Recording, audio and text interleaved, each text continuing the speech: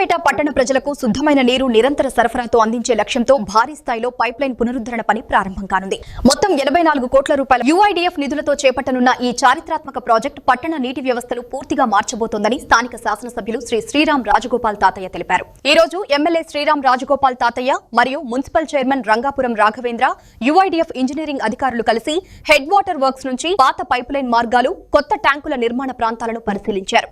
అనంతరం ఎమ్మెల్యే తాతయ్య మాట్లాడుతూ పట్టణంలోని 50 ఏళ్ల అవసరాలను దృష్టిలో పెట్టుకుని పైప్లైన్ వ్యవస్థను పూర్తిగా ఆధునీకరణ చేస్తున్నామని, పాత శిథిలమైన ప్రధాన పైపులను తొలగించి కొత్త హై కెపాసిటీ పైపులు వేయనున్నట్లు తెలిపారు.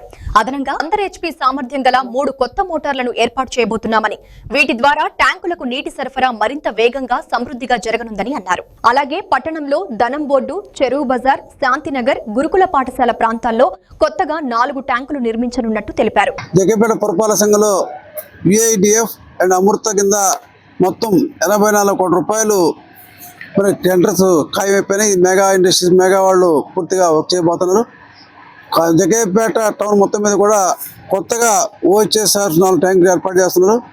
టోటల్గా మరి ఎండ్ ఏరియా అటు శాంతినగర్ కావచ్చు, ధనంబోర్డు కావచ్చు, ఆర్టీసీ కాలనీ అన్ని ఏరియాలకు కూడా ఎక్కడో వాటర్ ఇబ్బంది లేకుండా మరి టోటల్గా చేసి ఎక్స్ట్రా 12 KL 15 KL అంటూ ఉన్నదాన్ని డబల్ కెపాసిటీ చేయబోతున్నారు. ఇప్పటిదాకా 6 MLD వాటర్ డ్రా చేస్తున్నాం. భవిష్యత్తులో 12 MLD డ్రా చేయడం వల్ల 1,20,00,000 లీటర్లు ప్రతిరోజు ఇవ్వడానికి అవకాశం ఉంది.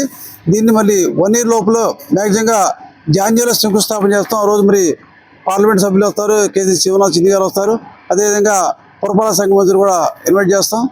మరి తప్పకుండా శంకుస్థాపన చేసిన 1 year 1.5 years పూర్తిగా సఫిషియెంట్గా జగ్గయ్యపేట మున్సిపల్ ఏరియాలో అన్ని వార్డ్స్ చివరి ఎండ్ ఏరియాలకు కూడా పూర్తిగా సఫిషియెంట్ వాటర్కి ప్యారాబ్యాక్స్ చేయబోతాం.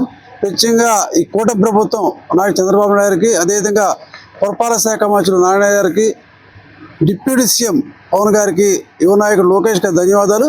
ఈ యొక్క కూటమి ప్రభుత్వం డ్రింకింగ్ వాటర్ పూర్తిగా పురపాలక సంఘం కావచ్చు, గ్రామాల్లో జలజీవన మిషన్ ద్వారా పూర్తిగా డ్రింకింగ్ వాటర్ ఇవ్వబోతా ఉంది. ప్రత్యేక ప్రభుత్వానికి ధన్యవాదాలు.